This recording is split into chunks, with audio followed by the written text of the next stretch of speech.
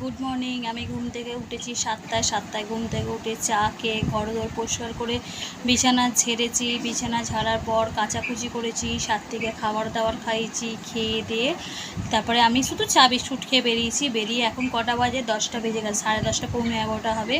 এখন আমি খাচ্ছি লাচ্ছা পাউরুটি। দেখো এই পাউরুটিটা আমি কিনে খাই রোজ পার ডে। মানে খেতে আমার খুব ভালো লাগে। কেন বলো তো, এতে খুব সুন্দর টেস্ট আছে, বেশ খেতে এটা ভালো লাগে পাউরুটিটা।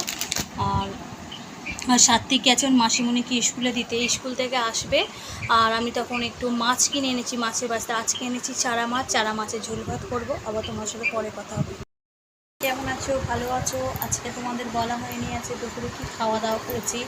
আজকে দুপুরে খেয়েছিলাম আমি ভাত, ডাল, না সরি ভাত হয়েছিল চারা মাছের ঝোল, চারা মাছ ঝাল, আর হয়েছিল ঢেঁড়স আলুর তরকারি। কিন্তু তার মধ্যে আমি খেয়েছি কি বলো তো, আমি খেয়েছি শুধু ঝোল আর ভাত। কেন বলো তো, আমার একটু লিভারের প্রবলেম তো, ওই জন্য আমার লিভারের জন্য আমাকে শুধু ঝোল ভাত খেতে। কিন্তু আমি একদম ঝোল খেতে সবসময় পারি না, চেষ্টা করি খাবার, নিজেকে সুস্থ রাখতে হবে তাই খাই।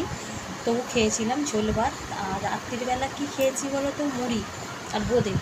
আর সন্ধেবেলার টিফিন কি করেছি, সন্ধেবেলার টিফিন কিছু খাওয়া হয়নি, একটা রুটি ঢ্যাঁড়স আলুর ঝাল হয়েছিল, খেয়েছি। আর দাদাভাই রাত্রিরে ভাত খেলো, খেয়ে দিয়ে শুয়ে পড়বে।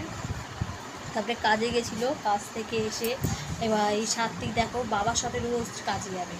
কাজে মানে দাদাভাই কী কাজ করে হয়তো তোমরা জানতে নিশ্চয়ই চাই।